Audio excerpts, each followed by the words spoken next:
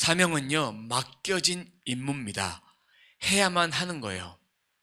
내가 하고 싶은 것이 사명이 아닙니다. 자신이 하고 싶은 일은 소원이에요. 소망이에요. 선택할 수 있는 일이 아닙니다. 주어진 일이기 때문에 해내야 되는 것이고, 각자마다 특별한 부르심을 하나님은 각자에게 주셨습니다. 각자 부르심을 따라 해야 되는데, 이 일은요, 대신 해줄 수 없어요.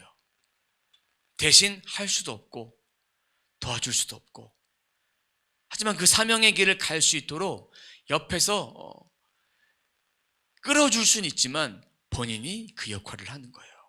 주님은 우리들에게 밥상도 차려주시고 젓가락을 다 주셨어요. 이것을 우리는 떠서 우리가 직접 먹어야 됩니다. 직접 먹어야 돼요.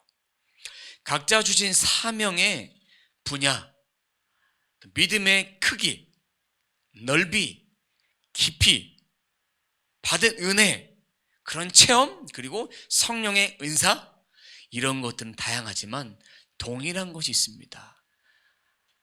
하나님의 아들 예수 그리스도를 통해서 받은 구원의 은혜, 영생의 은혜는 다 같습니다.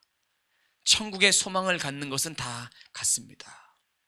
하나님의 은사, 곧 그리스도 예수 안에 있는 영생, 값없이 주시는 영생, 하나님의 은사인 바로 카리스마, 은혜의 선물은 누구나 동일하게 다 받습니다. 받지만 이것은 간직하는 것이 아니라 이루는 것이고 완성하는 것이고, 우리가 성화되어져 가면서 구원을 이루어 가면서 끝까지 믿음이 변하지 않도록 지켜내는 것이고, 주 예수 그리스도 앞에 날마다 그렇게 살아내는 것입니다. 말씀에 순종함으로 살아내는 것입니다. 그러면 값없이 주시는 구원은 우리의 공로나 행위로 받는 것이 아닙니다. 공로나 행위로 받으면 어떤 일이 벌어지는지 아십니까? 자랑할 수 있어요.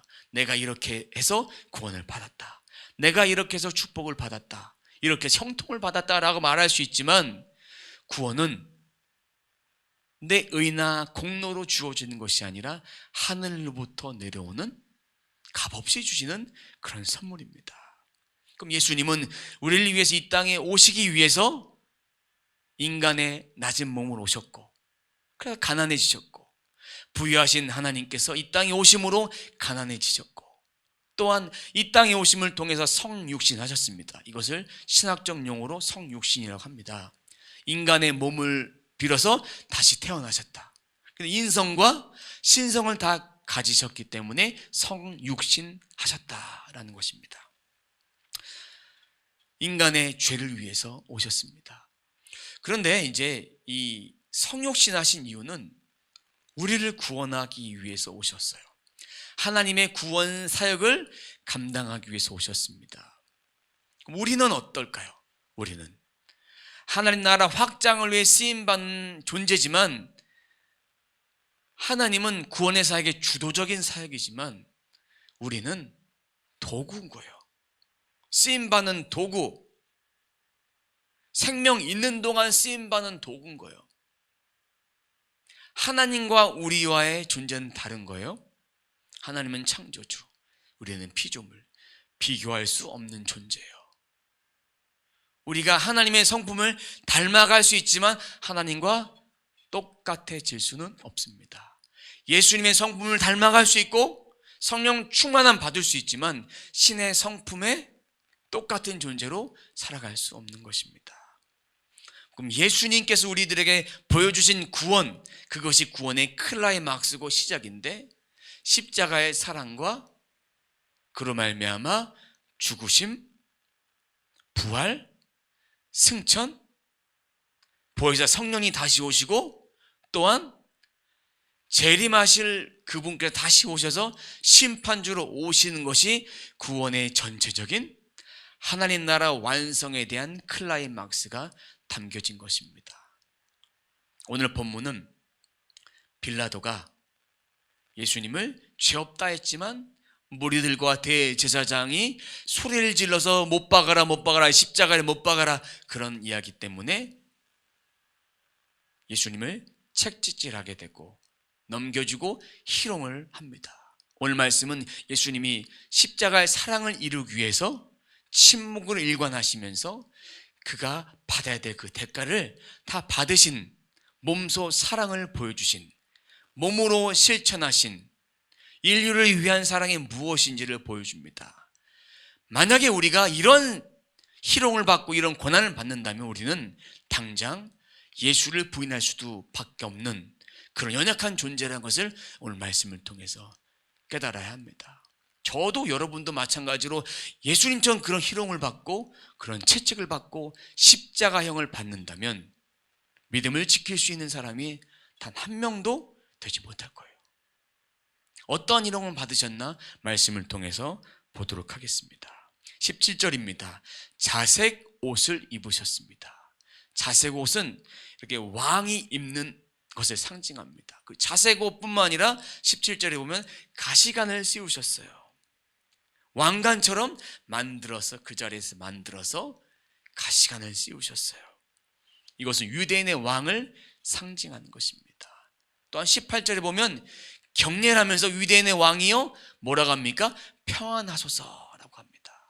평안하소서, 평안할지어다 합니다. 그리고 나서 이 갈대, 그러니까 대나무 같은 이렇게 나무 같은 것으로 예수님의 가시관을 탁탁 쳐버립니다.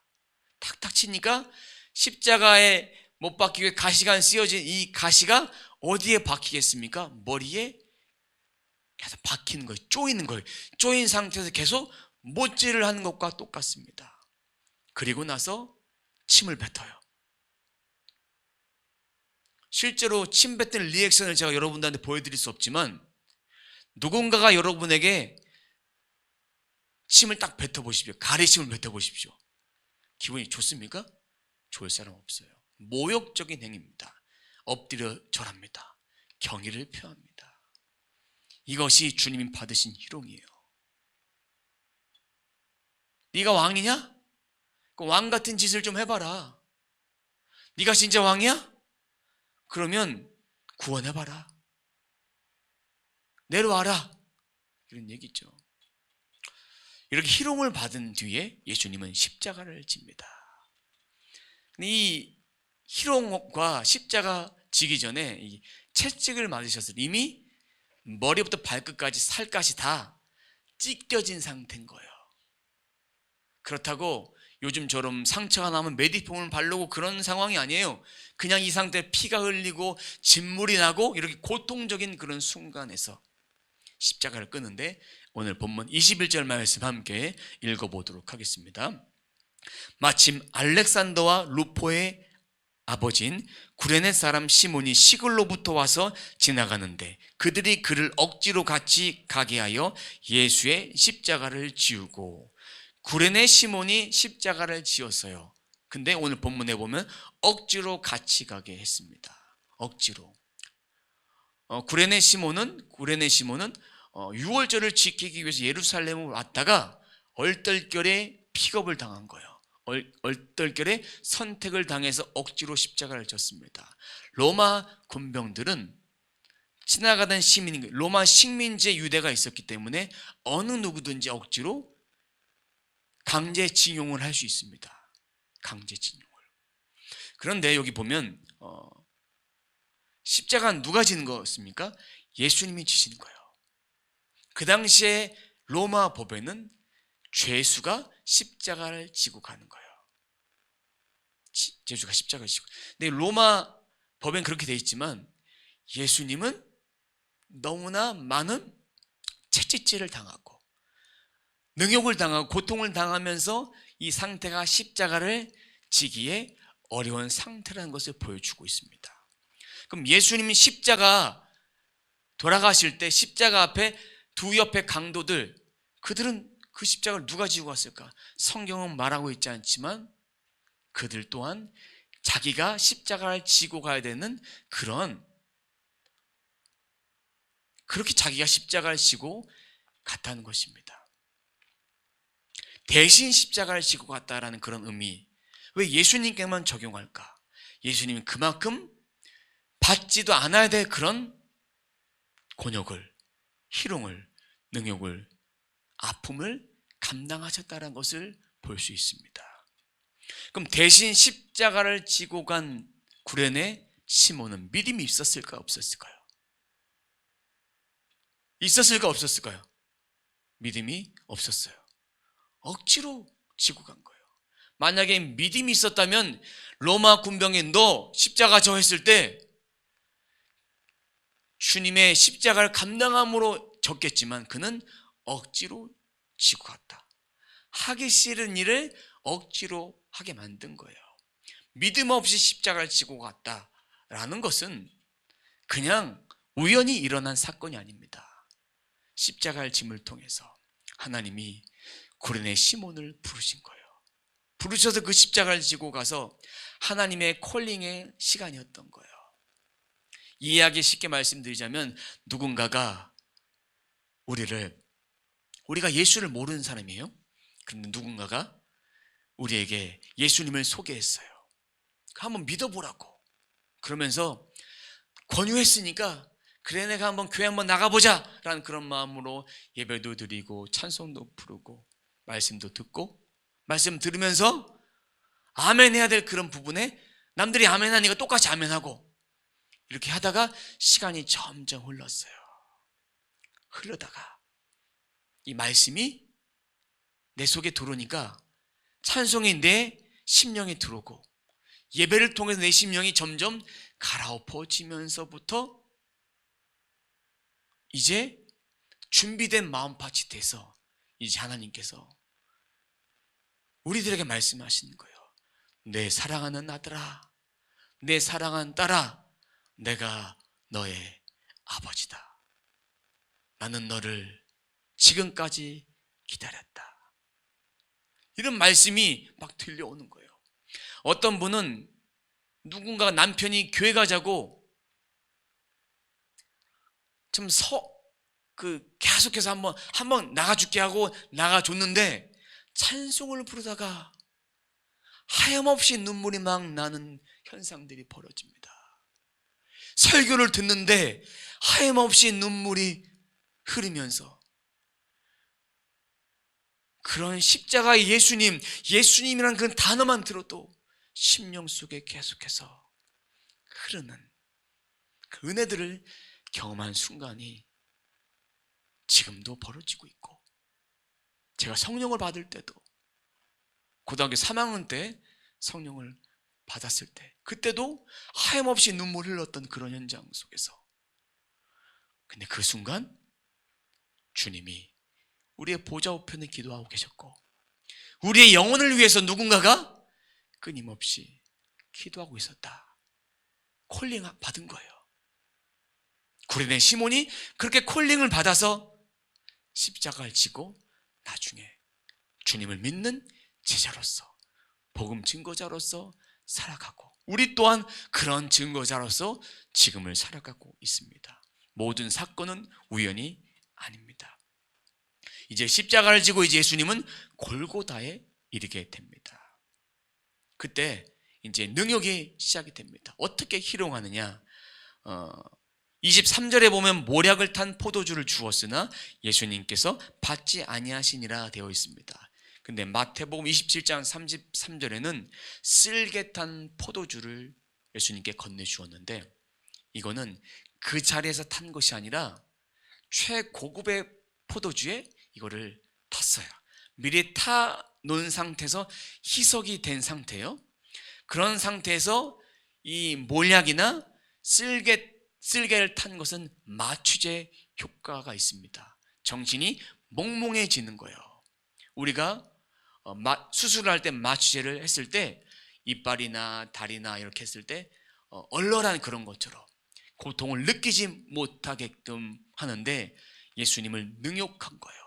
예수님이 그 포도주를 마시지 않았기 때문에, 그럴 걸 알고 있었기 때문에 거절해버린 거예요. 그럼 예수님을 생각해서가 아니라 이 고통의 순간에 예수님을 시험한 거예요. 내가 고통을 감당할 것이냐, 아니면 몽롱한 상태에 마취된 상태에서 십자가를 질 것이냐.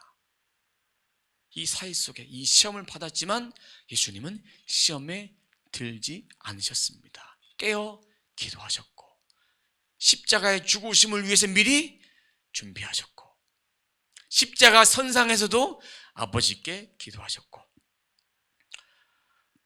로마 군병들은 이렇게 조롱 시험을 했습니다. 예수님은 가장 첫 번째로 받으셨던 그 시험이 그거예요. 공생의 사역 시작하기 전에 예수님께서 마귀에게 시험을 받으셨습니다. 3가지 시험을 받으셨어요. 그때의 시험도 받으셨지만 그때마다 말씀으로 이겨내셨습니다. 그리고 또한 예수님이 어렸을 때 이렇게 성전에 가서 주의 말씀을 나누고 율법 학자들과 이렇게 나누는 그런 순간 속에서도 이 지혜가 어디서부터 왔는지 항상 의심의 눈초리와 항상 그런 시험들을 받으셨습니다. 끊임없이 태어났을 때부터 그런 시험을 받으셨어요. 아니, 태어나셨을 때 어떤 시험 받으셨냐? 낮고 낮은 말 구유에 태어났다. 그것 자체도 예수님이니까 시험 받지 않으셨지, 인간이라면 시험거리가 될 수밖에 없는 것입니다. 그럼 계속 희롱을 당합니다. 시험을 당해요. 십자가 예수님은 이제 못 박혀요. 못 박히고 난 다음에 이제 옷을 나눠 가져요. 어떻게 나눠 갔냐면 옷을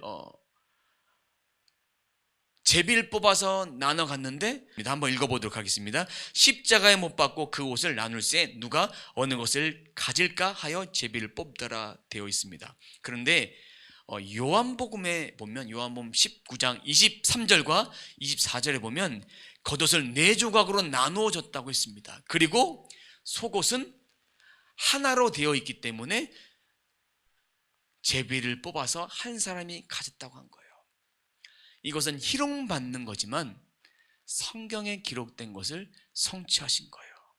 시편 22편 18절 말씀 한번 띄워주세요. 함께 읽어보도록 하겠습니다. 내 겉옷을 나누며 속옷을 제비 뽑나이다. 시편의 이 말씀을 성취되기 위해서 이 모든 과정이 하나님의 절대 주권에 있는 거예요. 전쟁의 승리자는요, 전리품을 취합니다. 그들의 재산들, 노예들 이런 것들 다 가지고 와서 다 쓰게 됩니다. 이것이 전쟁을 통해서 얻게 되는 전리품, 부수입입니다. 마찬가지로 로마 군병도 사형 집행장에 있으면서 이렇게 예수님의 옷과 속옷과 이런 것을 자신의 부수입으로 착취한 거예요. 그런데 여러분, 이 말씀을 보면서 속옷까지 빼앗겼다, 통으로 된 속옷까지 빼앗겼다라는 것은 수치를 상징하는 거예요. 모든 것을 다 내어주신 거예요. 여러분이 아무리 고난을 당해도, 제가 아무리 세상 모든 거 다 잃어도 옷 한 벌은 있습니다. 우리가 살아가면서 예수님처럼 이런 수치를 당한 사람은 아무도 없어요. 이런 십자가의 모진 고통, 희롱을 감당하신 이유는 우리의 죄가 예수님의 십자가의 사랑이 아니면, 모진 희롱, 고통, 고난, 죽으심이 아니면, 이 피가 아니면 우리를 구원할 수 없기 때문입니다. 이런 희롱을 받으면서, 고통을 받으면서 그들은 뭐라고 말하냐면, 십자가에서 좀 내려와라. 남은 구원하되 너는 구원하지 못하냐. 내려오면 내가 믿겠다. 이 얘기는 어떤 얘기인지 아십니까?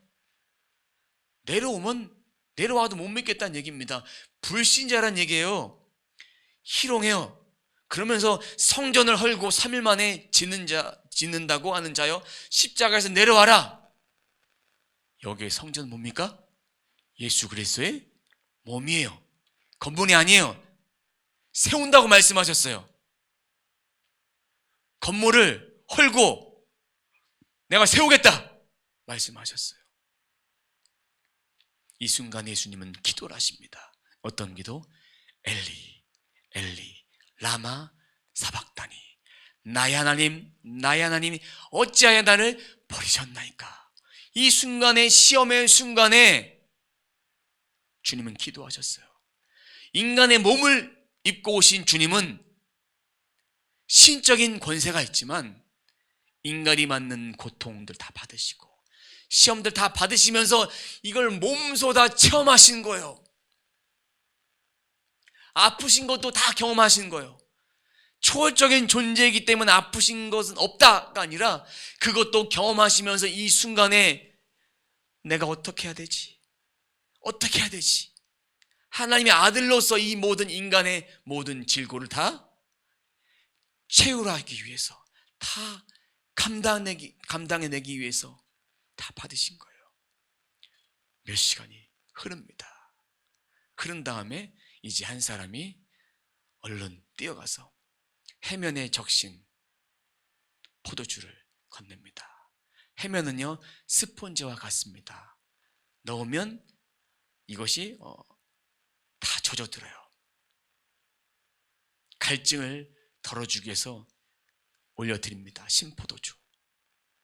이거를 입에 예수님 위에 대었던 이유는 마지막 긍휼이지만 또 다른 편에서는 어떻게 행동하느냐, 저가 어떻게 하나 보자, 엘리야가 와서 구원하는지 보자. 왜요? 앞부분에 엘리 엘리 라마 사막다니. 여기서 엘리야는 엘리야가 아니라 하나님을 부른 것입니다. 하나님. 그런데 요한복음 19장 29절 말씀에 보면 해면을 대었을 때 거기에 추가된 부분이 있습니다. 함께 읽어보도록 하겠습니다. 19장 29절 말씀 같이 봅니다. 거기 신포도주가 가득히 담긴 그릇이 있는지라 사람들이 신포도주를 적신 해면을 우슬초에 메어 예수의 입에 대니. 자, 마취제가 아니라 그냥 갈증을 해소하기 위해서 입에만 살짝 댄 거예요. 근데 여기 보면 해면에 적셔서 우슬초 가지에 달아서 올렸어요. 우슬초 하면 생각나는 것이 있습니다. 6월절 어린 양의 피를 이스라엘 백성들이 출애굽할 때 문설주와 임방에 다 발랐어요. 그리고 바른 다음에 이 집에서 나가는 자는 죽으심을 면하지 못할 것이다. 다 집에만 있었습니다. 그리고 어린 양 고기를 먹고. 근데 하나님께서 또 다른 은혜를 주셨어요. 애굽 사람도 이같이 했을 때 어떻게 됐을까요? 죽음 면하게 됐어요. 그 은혜를 주셨어요. 마찬가지로 구약에 예언된 것을 그대로 신약에 성취하셔서 십자가의 사랑의 모든 것을 다 완전하게 한다. 예수의 피가 아니면 구원할 수가 없다. 이 포도주를 딱 대고 난 뒤에, 잠시 뒤에 이 예언대로 다 성취돼서 예수님이 십자가에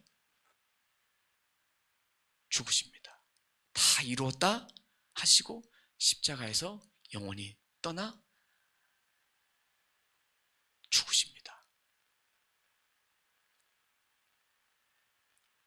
예수님이 숨을 거두신 뒤에 세 가지 사건이 일어납니다. 하나는 휘장이 위에서부터 아래로 찢어져요. 38절 말씀 읽어보도록 하겠습니다. 이에 성소 휘장이 위로부터 아래까지 찢어져 둘이 되니라. 휘장은요 하나님의 임재의 장소입니다.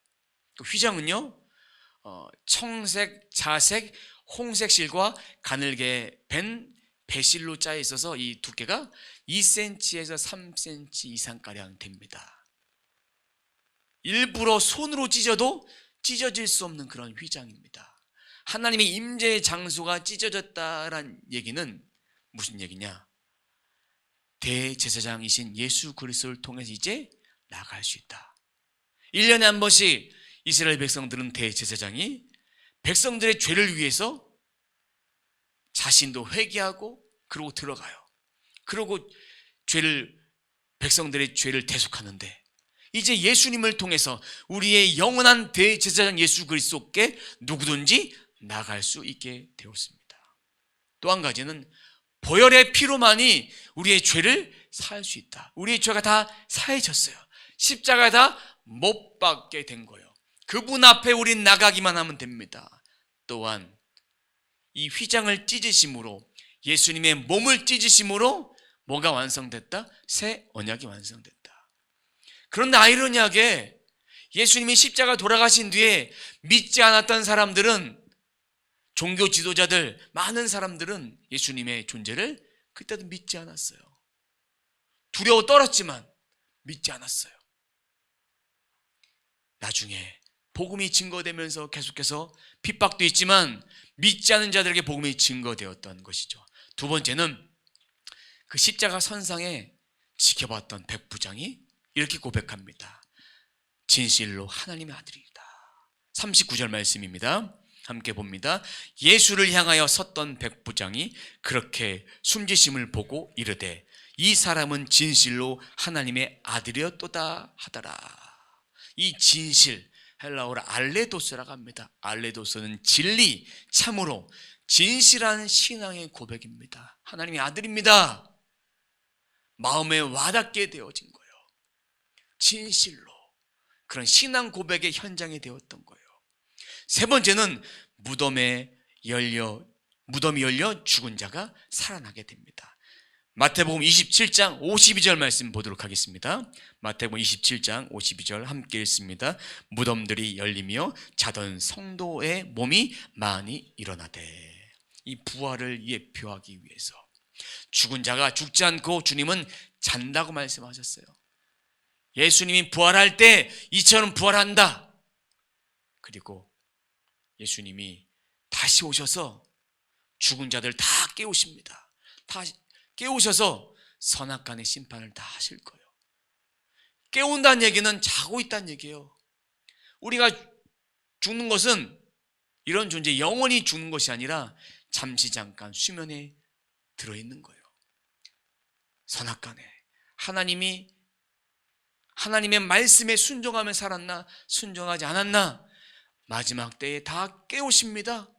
깨우셔서 심판을 다 하실 거예요. 그러니까 우리는 예수님 붙잡고 회개하지 않으면, 매일매일 예수의 보혈을 마시지 않으면 우리의 존재는 살아갈 수가 없어요.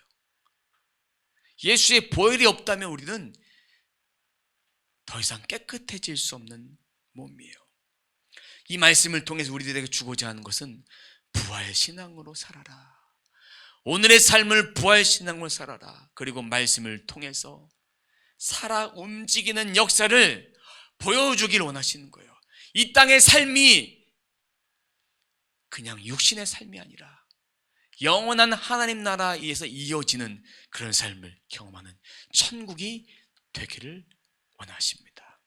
사랑하는 성도 여러분, 우리는 예수 그리스도를 구주로 고백한 그리스도인입니다.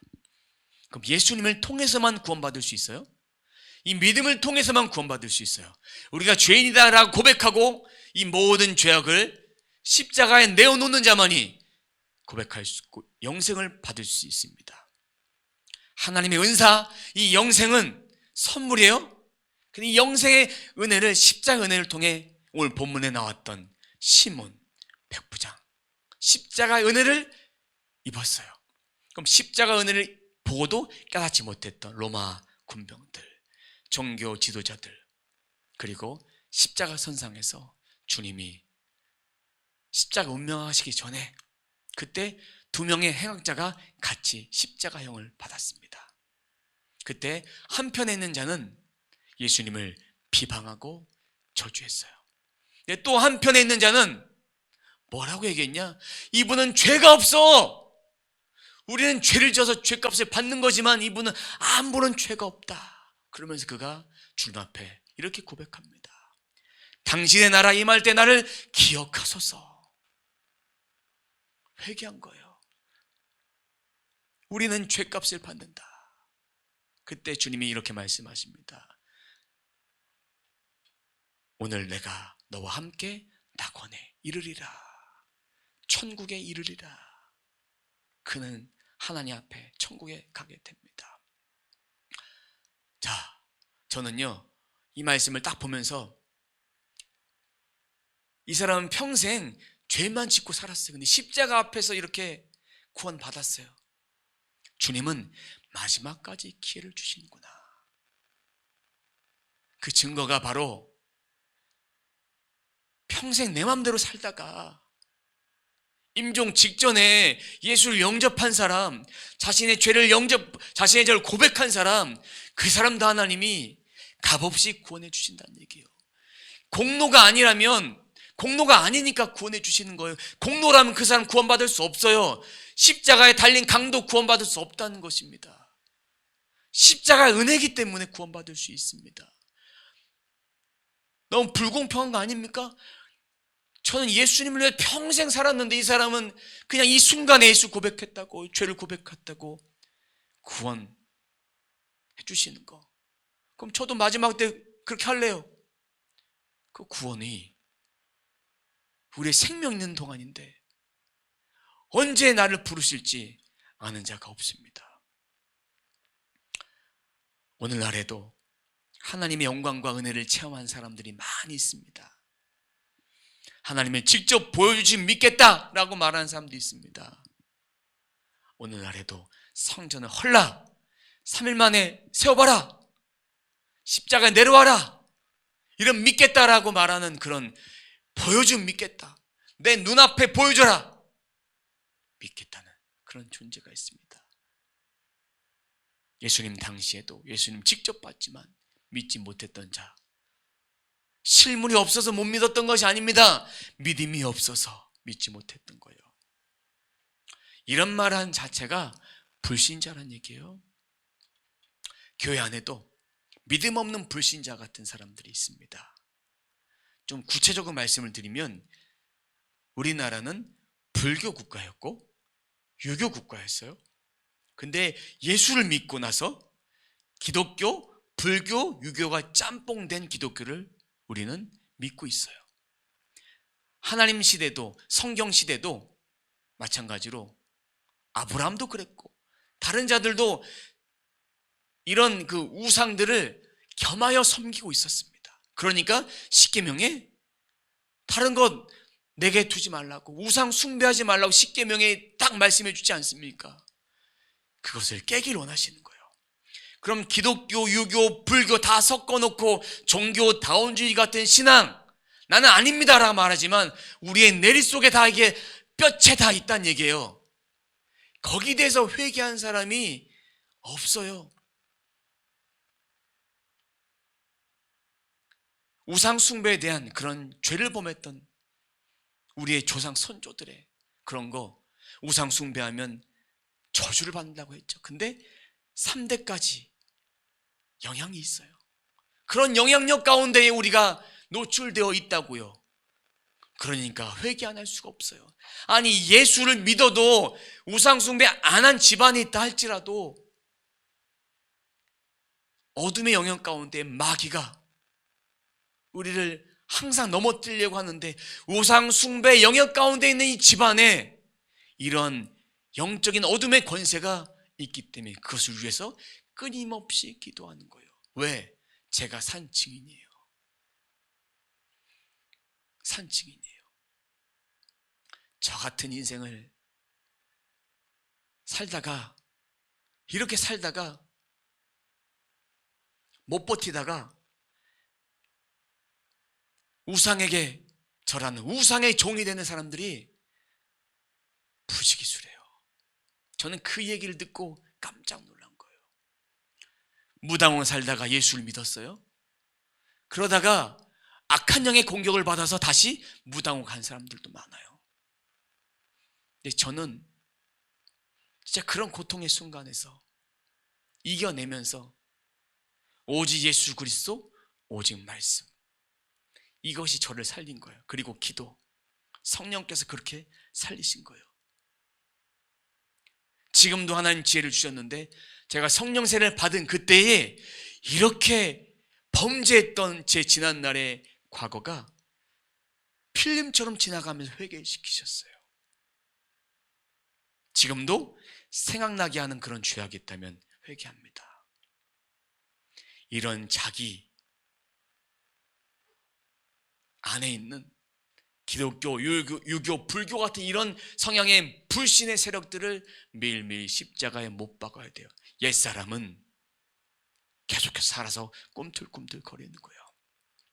순수 복음만이 우리들에게 필요합니다. 자기 행위, 자기 공로로 구원받을 수 없습니다. 그러니 회개하여 이 죄악들을 쓰레기통에 버리고 이것을 태워서 소각해서 매일 버려야 돼요.